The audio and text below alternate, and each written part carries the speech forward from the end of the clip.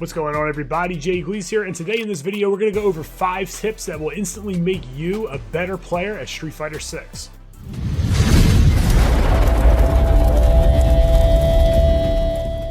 So this video is going to be tailored toward the beginner, moderate, intermediate style player of Street Fighter 6, and the first thing that we're going to talk about are anti-airs. We want to keep our opponent from jumping, and you can do that in a multitude of different ways.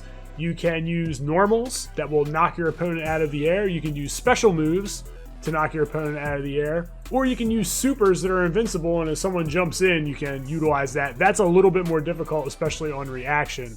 So keep that in mind. So just to show some examples of this, we're going to set Cammy up to jump in at Ken.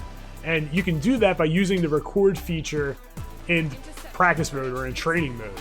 So you do that by utilizing the right and left sticks by pushing them in. We're going to set Cammy up. You see preparing up in the top left. We're going to hit it again. We're going to record, and we're just going to jump in. Then we're just going to stop recording. All right, then we're going to play it back. And we can just practice his crouching heavy punch. Oh, man, I messed it up.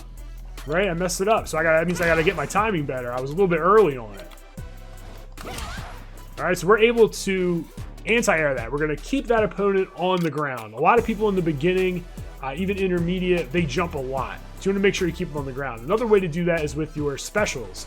So he has the DP or the Dragon Punch or the Shuriken, right? So we can just blast those out, you know, on reaction quickly if you can input it well. And if you can't input it well, I'll put a link down below to how to input the Shuriken easily. And you can even do it from a crouching position, which is pretty awesome. And the video goes over all of that. I'll put it down again in the description down below and probably have it in the pinned comment section. So tip number 2 is to learn to play grounded. So we're not going to jump as an offensive player, and we're going to try to stay on the ground. You can do that by utilizing normals with good range. So for instance, Ken's heavy kick has really good range here, so he's able to play the neutral in that way. Also, his crouching medium kick has really good range. So you can move back and forth, you can bait your opponent into pushing a button, and then you can, you know, punish them for that. And it's best to use moves in the neutral that are special cancelable. And what I mean by that is you're able to go into a special or your drive impact or something else that links off of it. So you can cancel that normal move into something else. And the reason why that is so important is because tip number 3, we got to be prepared for drive impact, right? So when I go to throw out a normal, if it's cancelable, I can go right into my drive impact if they try to drive impact me. So I'm able to react quickly to that because I can cancel that move. Whereas if I use the standing heavy kick, I can't cancel that, right? So notice it comes out really late. I'm not able to cancel the move, where I can cut off a lot of the animations on his crouch medium and get that out right away if I see that my opponent is initiating drive impact themselves. And that's a way to punish them. There we go. Just like that. And then that brings us to our next point, simple yet damaging combos. And you want to have at least one big combo to get some good damage on your opponent. And it doesn't have to be the most grandiose combo. It can be really simple. It can just be like some type of heavy attack, whether it's heavy kick or heavy punch, into a special move or a super.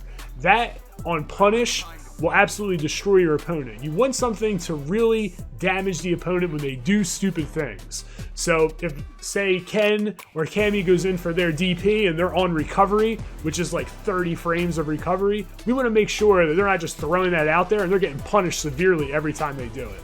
So I have Cammy set up to do her DP right here, and we're just going to punish this. Again, really simple. We're just going to go heavy attack, so heavy punch into his Dragon Punch. All right, so we're able to get a good punish there, and you can see the health. We'll show you again here. Oh, we went into special or super. Right, so you can do something as simple as that. And look at all of this damage. Just off of one attack and one super. I'm using all 3 bars here, so it is half their health. But again, you can make it really simple, yet effective, especially at the beginner to intermediate level. So the last very important thing to do is keep in mind your character's quickest attack. In most cases, it's going to be the crouch weak punch or crouch weak kick. Sometimes it's standing. It just depends on the character, but in most instances, it's going to be your crouching weak punch. And this is going to allow you to do two things. One, it's going to allow you to interrupt the opponent's strings when they're trying to run block pressure on you. A lot of times they're negative, and if you don't use your quickest attack, you're going to get hit, all right, because the attack's not going to come out fast enough. So you want to be able to use that to counterpoke your opponent on block. You also want to use it to punish your opponent when they do things that are just barely punishable. So it's a move that any other button will get blocked or recover in time, but your fastest attack is going to be able to link.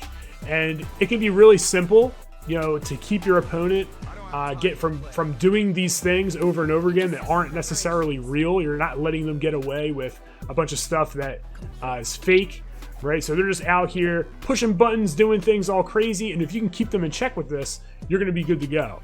So a nice example is to jab twice and then go into your DP with Ken. Now again, this could range from different characters, but it's probably going to be like 2 attacks into your special. You want to use 2 attacks because you want to be able to visually confirm that you're hitting the opponent, because most times special attacks are very negative on block, and in those instances you're going to get punished for it. So you want to be able to visually see that your attacks are hitting before you go into your special. Just like that. All right, just like that. Now in certain instances you can even go into your super here off of these 2 jabs. And we got the DP in at the same time. And guess what? We got more DPs on the ground, right? So you can get kind of saucy with them even off of your very quick attack here.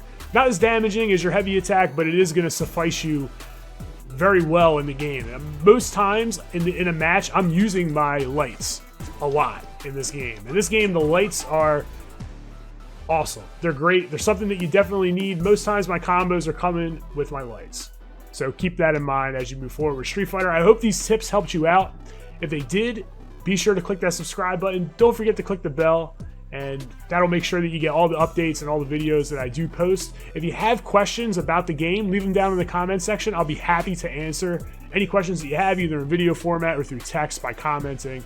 And that's it. So I hope you guys had a good experience here with this video. As always, I want to thank you guys for checking in. It's Gleez signing out, and continue to game strong.